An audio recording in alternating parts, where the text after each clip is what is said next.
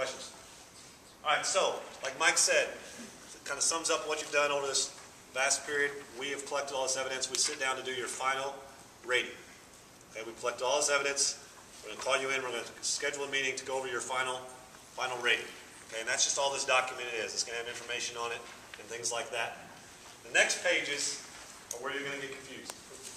When I'm going to explain it to you, please give me some time to explain it before you really get confused. Okay? To go along with evidence, they said they're going to be collecting evidence. As professionals, they're going to have a file folder of evidence.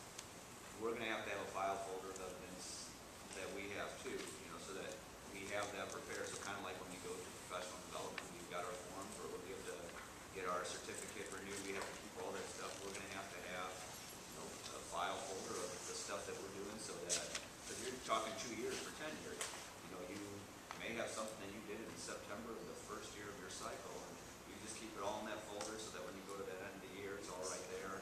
Otherwise, you're scrambling, you're getting audited, you're scrambling trying to find stuff that you... Like we all do for our teacher certificates. Yeah, exactly. That's not going to work here. And that was going to be my closing is, 50% of the responsibility to collect evidence is on us, 50 on you. It's more like there's 20% of the responsibility on us to collect the evidence, probably 80% on you, because we shouldn't have to go looking for what we need to find. I mean, I haven't found anything here. I'm going to try to sneak in and make sure I can get it. Look, I haven't seen much in domain 3. I haven't seen hardly anything. I need to see that out of you. I don't see these areas. These are the areas, and that's what we're going to have in our conferences. So it's not our responsibility to find the evidence on you. It's your responsibility to be doing the things right in your classroom that show us that evidence. And that's why I like this, because it takes the subjectivity off of us. There's no more comments of, boy, I really like the way you handled that situation. No. Handle the situation this way. That's evidence of student management, or classroom management. We've talked a lot about evidence, and on pages 18 and 19, there are lots of examples of evidence, and it's not just, these aren't the only types of evidence you can provide, but it's a list to get you started to get you thinking. We provided that for you today. It's also on the site, on the website. We really did a great job putting a lot of examples and things up there. Right? So let's dig into this, how we get your rating. Okay. So you're going to be rated in each domain. Domain 1, Domain 2, Domain 3, and Domain 4. And the ratings are not going to be excellent, proficient, needs improvement, and unsatisfactory. They're going to be distinguished, proficient, basic, and unsatisfactory. It's still 4 categories. It means the same thing, but to us as a committee, as a group that designed this, we like the wording that Danielson uses better than what the state adopted. The state says you have to use the Danielson model or something similar. You have to have 4 categories. Why they made them different than proficient, distinguished, proficient, basic, and unsatisfactory, I have no idea. They want us to use the Danielson model. They want the 4 categories, but they named them something different. Okay? That only applies to your final rating. And we will use these ratings to determine your final rating in one of those 4 categories. There's Bud? Okay. But we like this wording better, distinguished, because you really, if you've looked at those domains and you've looked at those components and you've looked at those frameworks, you've got to be nailing it every day to be distinguished. I mean, you've got to be getting after it every day, top of your game. As a pitcher, you can't go out and give up a couple walks. You're going to have to be striking kids out all day long. Okay? I mean, that's kind of the way it's set up. You're not going to be able to miss-hit a shot. You're going to have to be zeroed in every day. It's tough. It's tough. Okay? Proficient's, that's doing above and beyond what a basic teacher does. We like the phrase basic better than needs improvement, because if you're a basic teacher, if you're doing the basic things every day, you need to improve. If you're doing the basic things in a classroom every day, you need to improve. So we like the terminology basic, because it's a lot easier to tell me I'm giving you a basic in this category than it is I'm giving you a needs improvement. I mean, just, what is it, connotation, denotation, I always got those confused, but it's a negative connotation to what we're trying to get you to accomplish. Okay? So, in each domain, you will either be distinguished, proficient, basic, or unsatisfactory. So up here, receive a distinguished in one domain, like domain number 1, to be distinguished, you must have at least 2 distinguished component ratings and no unsatisfactory or basic. So down here under domain 1, there are 1A, 1B, 1C, 1D, 1E, and 1F. Those are the components.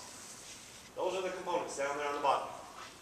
So to be distinguished, you must have at least 2 distinguished components and no unsatisfactory or basic. And in that domain, you would be distinguished. In that domain, to be proficient, it would take no more than 1 basic component and no unsatisfactory. And I'm telling you, to figure this out, we will have our sheets right in front of us, and we will be going, because we will not have this memorized or whatever, but that's the form on what we come up with. To be basic in that domain, you must have 2 or more basic component ratings and no more than 1 unsatisfactory rating. And then the next domain, to receive an unsatisfactory overall for that domain, you must have at least 2 unsatisfactory component ratings. We got these from, we looked at 2 different Danielson models that districts use, and we decided to go with this one because we liked it and we thought it was way more advantageous to teach a teacher, and also set a standard a little bit higher too, though. The one district we got it from said they were a really low district. They're the lower 5%, and they have a hard time retaining teachers the way it is, and they set their standards pretty low. And a comment from one of the teachers was, we really don't want to be like that district. We feel like we're more like this district. So that's why we came up with these. That's where that came up with. Okay? So in each domain, you're going to get a rating. So we understand that, right? Okay. In each domain, if you'll look down here in domain number 1, letter 1E, you can't really see it up there, but letter 1E is highlighted. Okay? On your paper, it should be in a little darker color. Is it? So good? Okay. That's considered an essential component. Essential component. Okay. Number 2, domain 2 has 2 essential components. Domain 3 has 2 essential components. And domain 4 has 1 essential component. The essential components weigh more on your evaluation than the other ones. On your final evaluation, it takes a look at your rating in each domain. So let's say you're proficient, basic, proficient. It takes a look at each one of those. Then it also takes a look at what you got in each specific essential component. Danielson believes, her model believes, that these, within those 5 components, 3C and 3D are the most important. So if you do well in those, you ought to be rewarded for that. If you do poorly in those, you need to be remediated in those areas. Those are the ones that are the most important. Those are the essential components, so they weigh more. It's like a weighted scale. Okay? If you're engaging students in learning, and you're using assessment and instruction, you're probably doing those other things really well too. Because those are pretty important. And 2, if you're establishing a culture of learning, and you're managing student behavior, then you're probably doing those other things just as well also. If you're not doing those, then you're probably struggling in all those areas. Okay? So that's the essential components. How am I doing so far? Clear? Mike? Guys? Okay. So now that you've got a rating in each domain you've got a rating. Now we're going to go to part 3, the overall rating. Okay? So each domain, you've got your rating. So how do we determine, after we have the domains rated, how do we determine if you're an excellent? Remember, because we're going to use excellent, proficient, needs improvement, unsatisfactory. Because that's what they say we have to use for your final rating. So why are you excellent? You're excellent overall if you have at least 1 distinguished domain and 2 distinguished essential components. So let's say under domain 2, 2B you got it distinguished on.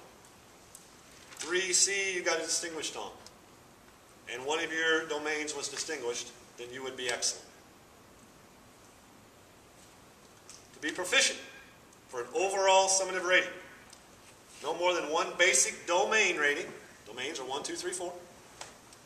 And no more than 1 basic essential component. There's one in number 1, there's one in number 4, there's 2 and 2, and there's 2 and 3. Okay? And then you can read for the needs improvement and the unsatisfactory.